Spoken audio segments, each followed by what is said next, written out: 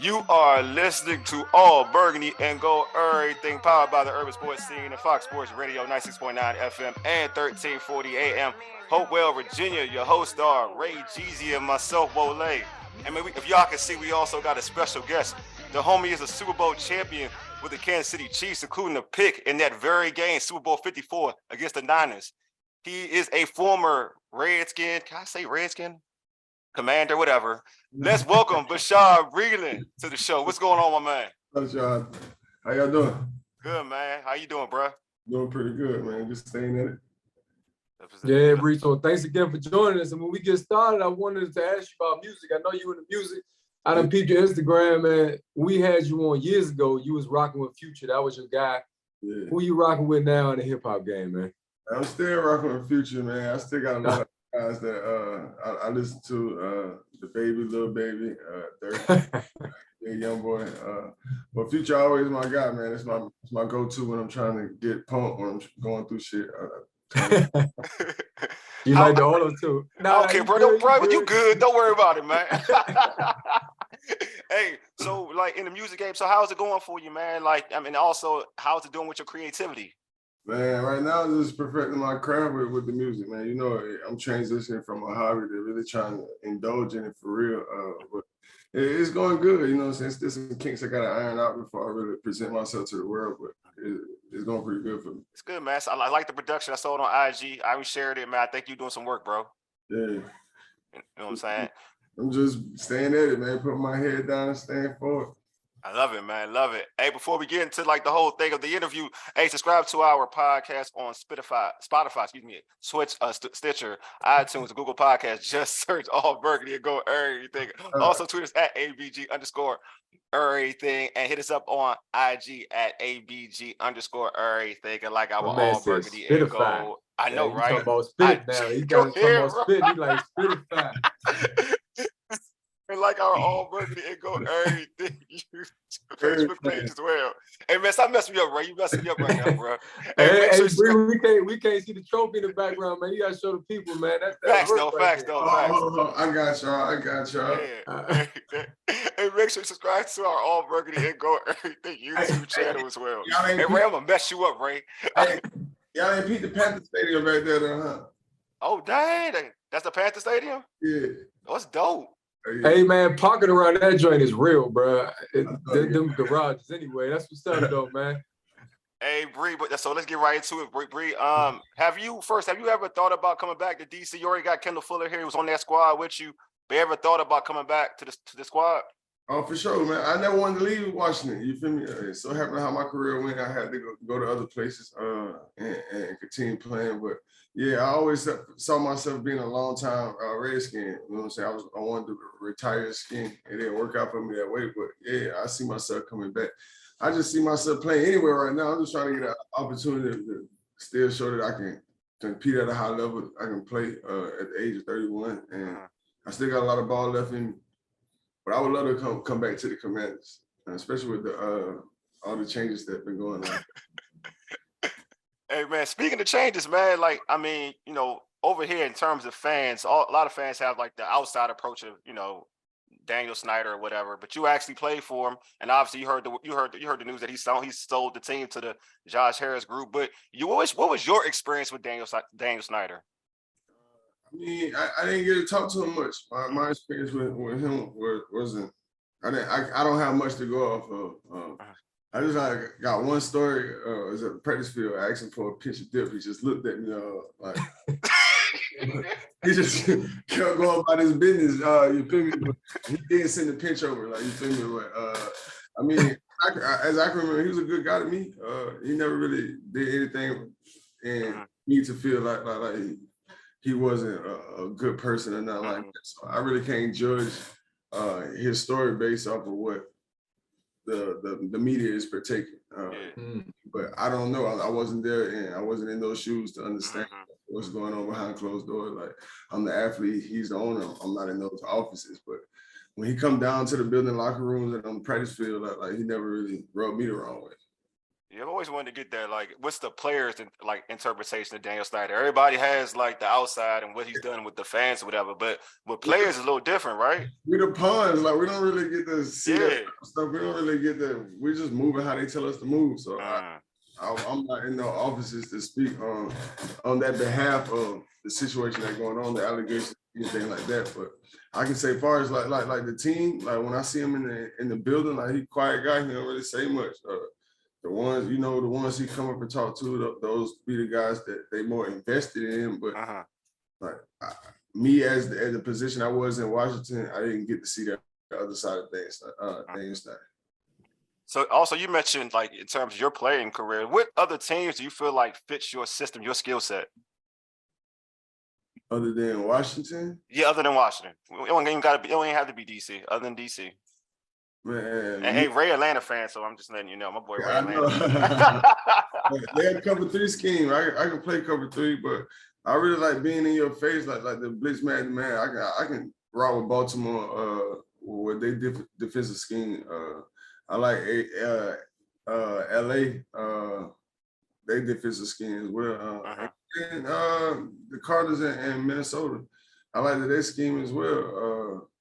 But the team that I feel like will fit me right now, like in my career, what I got going on, as far as my personal things, it would be the Panthers.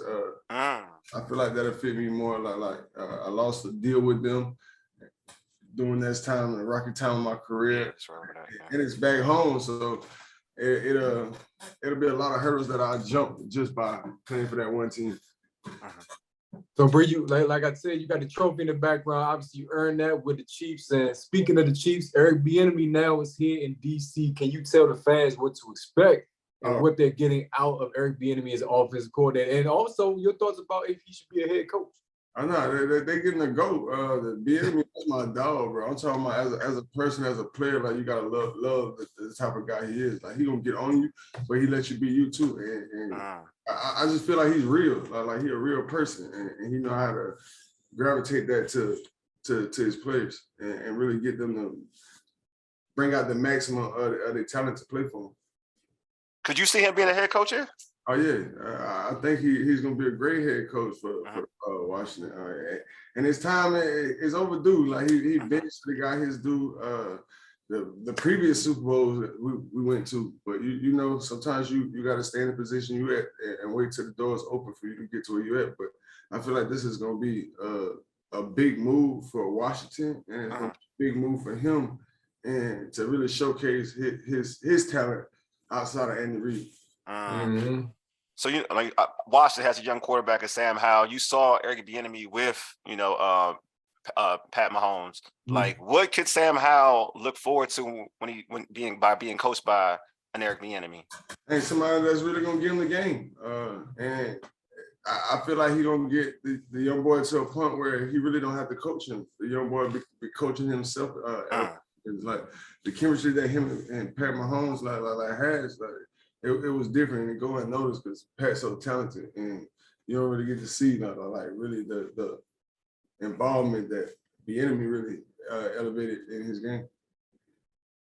Hey man, Bree, this has been dope, man. Before I let you go, homie, is there anything you want to add? You want to say? You want to drop? You want to talk about? Bruh, you dropping music, anything, bro? It's like this, man. I still got aspiration to play ball. You feel me?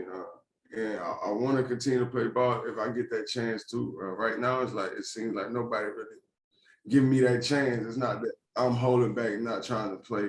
I'm really trying to play. I'm being hindered from playing, and the world may not know that. Probably think I'm just stopping to make music, but I'm really being forced to find other revenues in my life to keep going.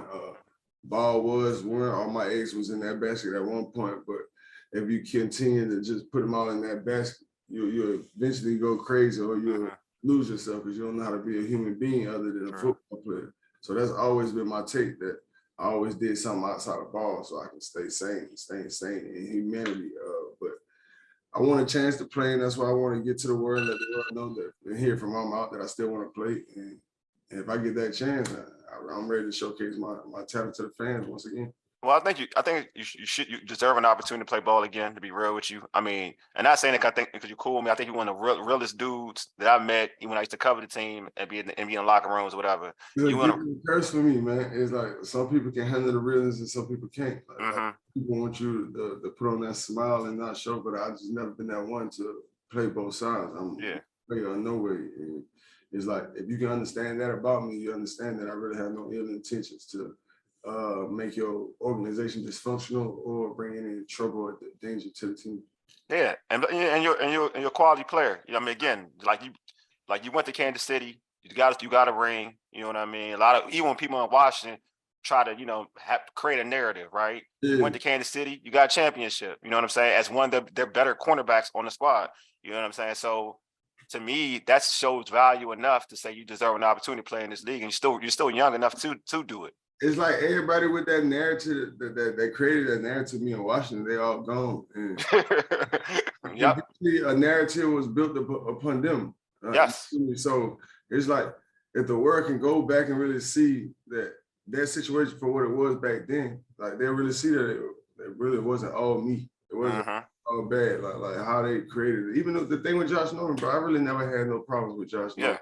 It was more so like me, like young guy got there and trying to fulfill a role. Like, and me understanding the game at that time when you signed him for 75, it was like basically he was telling me I was out, and I understood that, and I just wanted to show that I can compete, and either I'm on that level or better than that level, so I can earn my keep for this team or the next team. And the narrative just built around that, and it just got beyond. Like the fans, everybody just they chose a side. And it wasn't my side. Like, no. I'm gonna keep it buck. Go ahead. I want to jump in real quick because DJ Spurs, remember Wole, he told the same thing. Like, people don't like you being real around here. You know what I'm saying? So if you could go back, would you do anything different, or you don't regret none of it?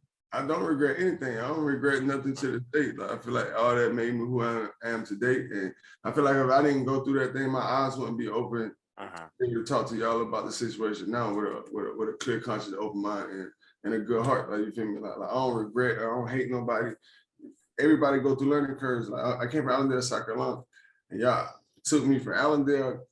I've never been outside of South Carolina, put me in the state of DC, man. This is where the president is. Like, you feel me?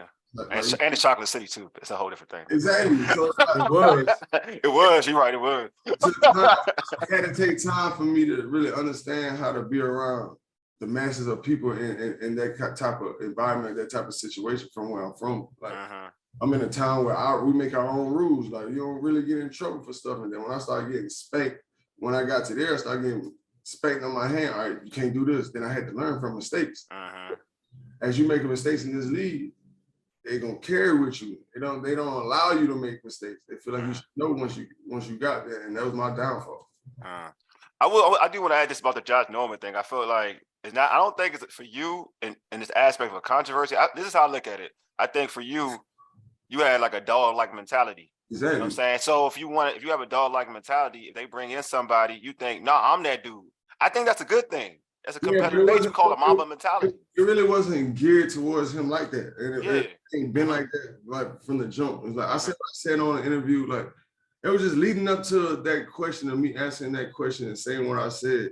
It was just so much transpired in that time. Like I didn't even know we were signing Josh Norman. Like I found the signing through the TV. I saw we signed Josh Norman for 75. I mean, nobody said nothing to me.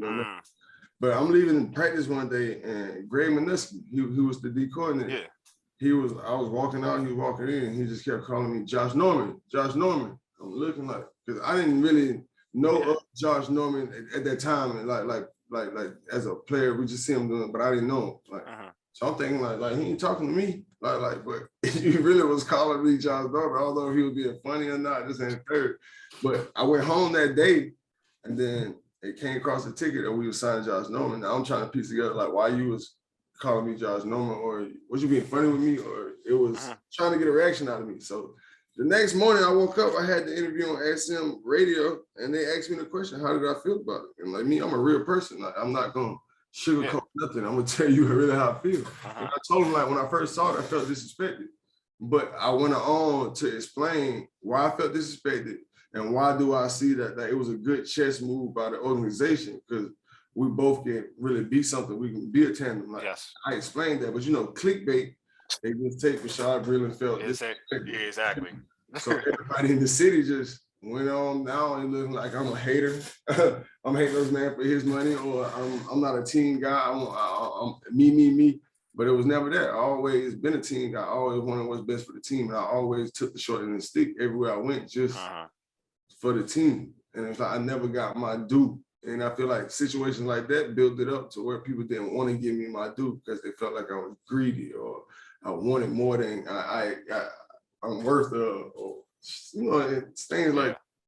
But that situation was weird, and it took me a long time to like really face the facts and understand that like it really wasn't me. Yeah. Like I want to blame myself, but it really wasn't me in a sense. Like it really wasn't. Well, I'm gonna say this, Bree. Like Ray would say this. Because Ray is like my boy Ray's a Falcons fan. You had the last laugh. You got the chip. You got the chip though. Yeah. Real. Let's keep it a buck. Let's keep it 100, bro. Like you got the chip. But it is what it is. But they living good. Like you feel me? Like the ship. That's a good accolade. But it was like I played this game and put myself through this body to get money to feed my family. And you never really gave me for the time and effort that I put into the sport. Like you short school me. Like you always gave me a prove it deal to prove my work, prove it play. I came in the league, bro. Like I started every game since I played in the league. Like since Washington, ever since I touched the field, I started. Every team I go on, I started. Never really nobody really beat me out. So it's like I'm playing with these type of caliber dudes and we winning games like these caliber dudes, they got the bread, but I never got that to show for it. It's like I got that to show for my talent. It's just like I'm a worker. I'm a hard worker that you're gonna put on the field, on the field all the time, playing through injuries and all that type of things. But you don't want to pay me like you want to use me. That's real. That's an NFL issue, man. I mean, like big time, bro. Yeah. You feel me? Like they can be pictures me. I feel like it's enough money for everybody. And I feel like what you dangling over everybody's head and telling them to go get it, like you only create dysfunction within the organization itself. Like you gonna get this man money and expect him to be a fellow citizen, but everybody make mistakes. So when he makes mistakes, not everybody looking at them like shit. I made mistakes and you ain't pay me, but they can make mistakes and still get it. So it'd be like that's wild. In between like that you really don't understand the league.